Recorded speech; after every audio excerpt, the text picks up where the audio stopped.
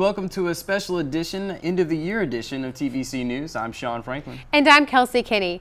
From the University of Tennessee's continuing journey to the top 25, to campus life scandals and athletic changes, the 2012-2013 school year at UT has shown both highs and lows. And here at TVC, we're going to look at some of the most newsworthy events this year. First, the year began with a September incident at the Pi Kappa Alpha fraternity house that left a student hospitalized and the fraternity suspended indefinitely. The student was allegedly butt-chugging wine and had a blood alcohol level of 0.45 times the legal limit. The student denied the claims and has since left UT. Later in the fall, a Greek task force was formed to focus on enhancing the quality of UT's Greek life. This task force focused on the importance of education and openness in Greek life and on campus in general.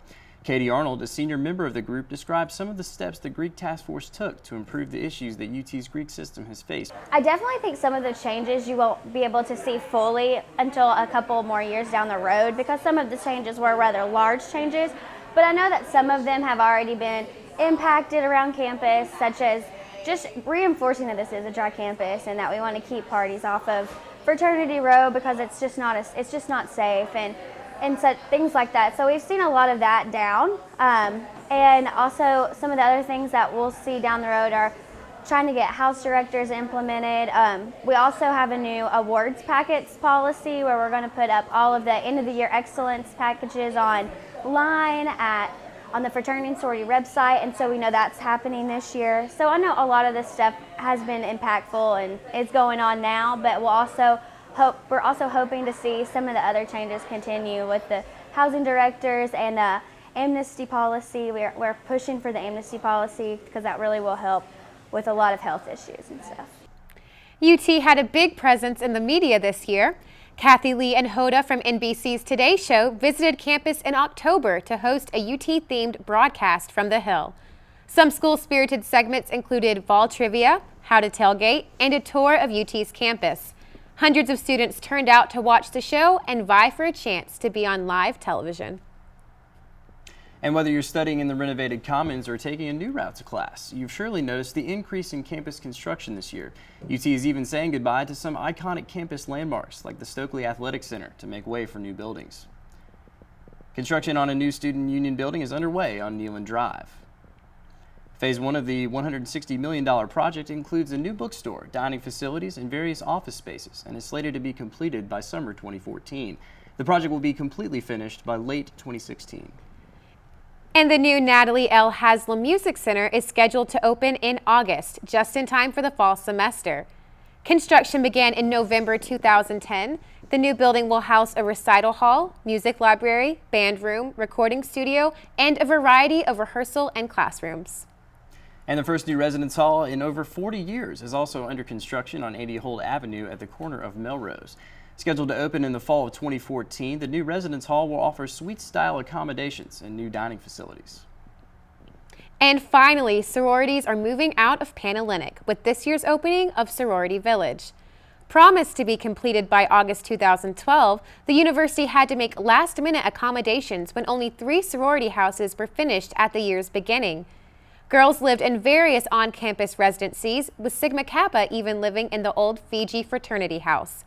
All but 3 sororities have since moved in, and village construction continues. Alpha Delta Pi President Ashley Arms has been living in her sorority house and says despite the wait, Sorority Village has made great strides for the Panhellenic community. Sorority Village has been a really great way to involve the Panhellenic community, not only together but within the different sororities. I think that my sorority not only has grown closer together, but we've grown more involved with Panhellenic itself and just our Greek community as a whole. It's strengthened it a lot, and I can't wait to see all the other houses to be completed that we're all together in one community. This year, Student Government Association passed just over 50 bills in undergraduate Senate. Perhaps the most discussed one was the bill to promote gender-neutral housing at the University of Tennessee, written by Junior Senator Jacob Clark. The bill asks for UT Housing and Student Life to develop a plan to allow male and female students to room together. According to the Huffington Post, about 100 colleges nationwide have gender-neutral housing policies. UT would be the first in the SEC. The bill passed on November 20th with the close margin of 27 to 18, including 2 abstentions. It is now in the hands of the Dean of Students' office. Clark believes gender-neutral housing is a necessary option for students to have. I wanted just an option, a gender-neutral housing, and the realistic expectation was for apartment residence halls, like whether it's Andy Holt or Valhall, to have, to just meet the demand. If only 2 people, it was going to be an optional thing, so like you request it. So if you want it, you request it, and then you apply for it, and they, determine whether it's, needed or not. And so they meet the demand. So if it's 2 students who want it, then it's 1 room. They only need 1 place. But if it's 3 floors worth of students who want it, I think they should meet that need. And in January, snow prompted UT to cancel a day and a half of classes. Students took advantage of the winter weather to build snowmen, sled down the hill, and participate in snowball fights. This was the first time weather has canceled classes since 2003. And what a day that was, Kelsey. That was a fantastic day. Did you build a snowman? I didn't do that. I managed to bust my butt going down a hill right outside my apartment there, and that was pretty interesting. I have to say, I'm pretty sure I just kind of stayed inside and drank hot chocolate and relaxed. Not a bad choice. Chillaxed, exactly. That's not a bad choice at all. It was pretty good. Well, it's been also an interesting year for UT athletics here on campus. After the break, we have Daily Beacon sports editor David Cobb with the highlights. And later we'll have SGA election wrap-up. Stay tuned. Feed the fire of the volunteer. When you see 16 million colors on a computer screen, understand a Tennessee graduate helped put them there. A Tennessee graduate made it possible for you to hold a conversation with a satellite in the palm of your hand. Our ideas touch your life in ways you can't imagine. Orange is simply a color. Big Orange is a way of life. The University of Tennessee. Big Orange, big ideas. Rooted in excellence. For every patient, every time. Covenant Health rises to the top. In a study to determine best performing health systems, Covenant Health now ranks among the top 5% in the nation. Nationally honored for outstanding quality, Covenant hospitals and physicians provide better care, have higher patient satisfaction, and save more lives. 8 hospitals standing strong as one. Covenant Health. So, I'm kind of new here, but I've noticed a trend. My human does this funny thing where she goes around and gets all my toys, and then she hides them in that basket by the door. But it's always the same basket, and it's always in the same place. And then she acts so surprised when I find them, but, she's putting them in the same basket. Again. It's like, hello, that's where you put it last time. You were the worst at hide and go seek. Welcome back to TVC News. I'm David Cobb. The craziness of the school year didn't miss out on UT's athletic department. It was a roller coaster season for the football program. Riding the wave of a season-opening victory against North Carolina State, the Vols were at 2-0 and nationally ranked when Florida came to campus on September 15th. The campus was abuzz with college football relevance, and ESPN's College Gameday was in town to fuel the fire. Hundreds of Vol fans got up before sunrise to be there for the broadcast in Circle Park. Unfortunately for Derek Dooley, the game against the Gators went awry, and so did the season. Before the 2012 campaign ended, Dooley was fired and a nationwide coaching search began. Along came Butch Jones. The former Cincinnati coach was introduced as UT's 23rd head football coach in December to replace Dooley. On the lighter side of coaching changes, Holly Werlick's first year in the shoes of the legendary Pat Summitt was a clear success. Werlick, a former Lady Vol and longtime assistant to Summitt, led UT's women's basketball team to a 27-8 record, an SEC regular season title, and an appearance in the Elite Eight, despite the fact that the team was picked to finish 5th in the SEC. Congrats to Coach Werlick on a successful head coaching debut, and best wishes to Summitt, who continues to fight for herself and others in the battle against Alzheimer's. Back to you guys at the news desk. Thanks, David.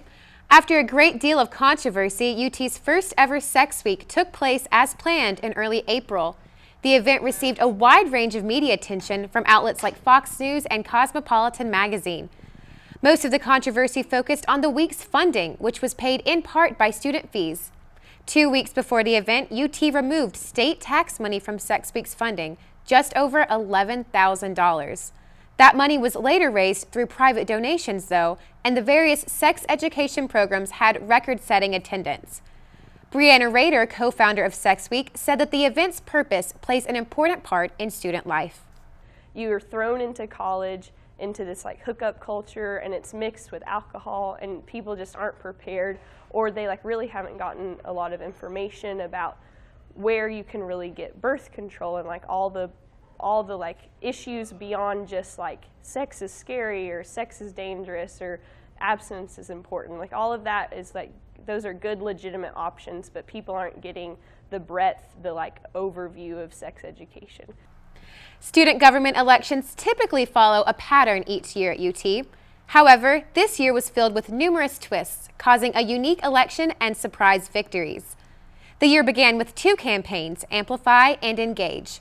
However, a last-minute candidacy from Baker Atchley changed the dynamic of this year's election. All 3 parties spent the semester hosting events and reaching out to students, leading to a long campaign week. This year, candidates were also able to participate in TVC's first live on-campus debate, answering questions submitted by students. Paige Atchley left quite an impression with her closing statement. Every year, SGA promises this change, and they promise that they're going to do something that they have never done before. And I promise Baker Atchley is something that SGA has never done before, not since we were here. So if you want to see something that you have never seen, you have to do something that you've never done. And what you've never done is vote for a campaign like Baker Atchley. And just when everyone thought the week was over, a surprise delay in results caught both voters and candidates off guard. Right now, we're slated to generate the same ballot and make it available to these students that have this specific incident, and allow them the opportunity to vote tomorrow between the hours of 8 and hopefully end the election by 3 o'clock. We will have official results tomorrow between 3 and 5. I know Paige and I and the entire Baker Atchley campaign have worked really, really hard, and of course we're upset that we don't know the results tonight. We've been waiting on it, we were banking on it coming in tonight, and we're just upset that we found out at the moment we were waiting to hear the results, but we're happy that more students get to cast their vote and hear their voice heard, but we really wish I wish the Dean of Students Office would have caught this earlier, because it's kind of unacceptable that we're finding out that we have to wait until tomorrow when we were waiting for the results. You know, it's a really close election. Everybody we've talked to, they're torn. So, I mean, I definitely think this could easily be the difference in the election. I know last year all 3 races were decided by under 400 votes, and that was with 2 campaigns running. So, with the 3rd campaign entering the picture, it could easily be a decision under 100 votes even. I think the biggest thing, it's a little upsetting, after all week working, it's not saying just all week, just for the last 5 months working hard and then being prepared on the agenda, ready to find out at 5 o'clock at night. But I'm excited to allow those 150 voters who haven't been given the opportunity to vote to express, to be given that right, no matter whether the margins say, if that's going to change the difference. I think this is great. So. We do wish that we had gotten some kind of notification ahead of time, just so we didn't have all of these people waiting on us to come back and tell them. But we're excited. This gives us an excuse to have 2 parties in a row, I guess. So we still feel really good about the election. And as of now, they said that they haven't looked at any results. And it's just 150, I believe, that haven't come in. So we're just waiting on those. I've gone from just being like really exhausted to really excited to really just calm, like creepily calm, like calm before the storm sort of thing. But up until about an hour ago, I was like, I had that sort of calm, and then I was getting kind of anxious and nervous and trying to just forget everything because it's over. There's nothing else we can do. It's frustrating that we don't know the results because it's still going to be another maybe 24 hours until we find out what's actually happening. So I'm not sure how much sleep I'm going to get tonight. I've been a wreck today. As soon as 5 hit, I thought it was all over. And I just find out I have to wait another day. It's a lot. It's like I'm feeling physical pain right now because I don't know and I won't know. Finally, on Friday, it was announced that Baker Atchley won the presidential and vice presidential seats, while Grant Davis of Engage won the position of Student Services Director. All elected SGA candidates took office 2 weeks ago. Atchley has already ensured one of Baker Atchley's main policy points, the increase of football group seating from 12 to 250. With Baker Atchley winning the election with considerably less funding and long-term preparation than past campaigns at UT, Campus will have to see if the status quo of SGA elections has been changed for good. And the end of this semester marks the end of an era in transportation at UT. The CAT bus system will run its final routes at the end of this month and will be replaced by First Transit on June 1st. Some of the many changes First Transit is considering are the addition of a smartphone app to track bus locations and increase signage at bus stops. CAT has been the on-campus bus provider for 10 years. And you have a compliment or a secret you're too shy to say? The University of Tennessee's online presence expanded this year with the creation of Facebook pages and Twitter accounts like Vol Compliments, UTK Crushes, UTK Confessions, and one Twitter account with a rather risque name. All of these accounts allow students to send in anonymous messages revealing personal confessions or thoughts about other students. And while I haven't been featured on any of those quite yet, I will continue to look. Every day, because I know people are just waiting to compliment me. I think he's giving you guys a shout out, so someone better tweet about you right now. I think that's true. Actually, Kelsey, they need to be tweeting Let me get my phone. They need to be tweeting about you because you're a fantastic producer. Oh, stop. Well, I think we've seen it's been quite a year at the University of Tennessee. We asked students, what about this year stood out to them? Here's what your fellow Vols had to say.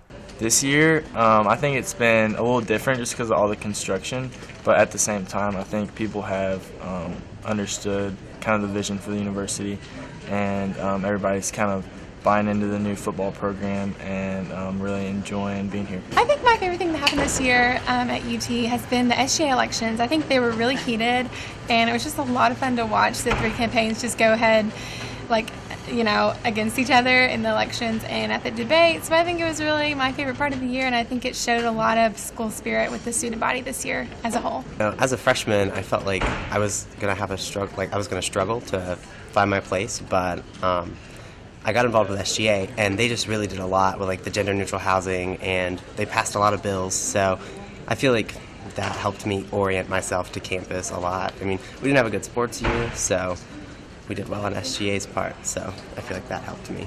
Recently, we had the iHeart UT week, and I'm wearing my tank top from it, but that was a really cool way to kind of wrap up my time here, because just seeing all the positive attitudes, and people really do love being here, and so it was just really sweet to see everyone get excited about UT and what we're doing here on campus. So that was something that stood out to me very recently, but overall, it's just been a really great year. I think the student body has been very active and engaged, and I've been blessed to be a part of it for sure. I think it's been an interesting year. We've had a lot of not so great press about our university, but we've had some good things. I mean, Kathy Lee and Hoda came, they visited us, and have all this great construction going on that's going to turn our university into such a wonderful and growing place, and it's really a good thing to be a Vol. I think in the long run we'll see that we're proud to be a part of this university. I think this year the best part has just been making a lot of new friends, making new connections, just learning a lot about a lot of new people, and just really getting myself spread across campus in a lot of different ways. The year's been great. I can't complain. There are a lot of changes on the campus, a lot of stuff going on with construction and stuff like that. It's a little in the way. I drive around campus quite a bit, so it's kind of hard to get around, but cool to see improvement. I think we've had a great year. We've got a great group of students. We're going to graduate more students than ever graduated before. And we're making significant progress on making ourselves a better institution. What's a good event that happened? Help me out. And there you have it. We've had a great year at TVC, bringing you all the UT news. And you bet we'll be back next year to see what the future has in store for the Volunteers. Until then, I'm Kelsey Keny. And I'm Sean Franklin. Thanks for watching, UT. Have a great summer.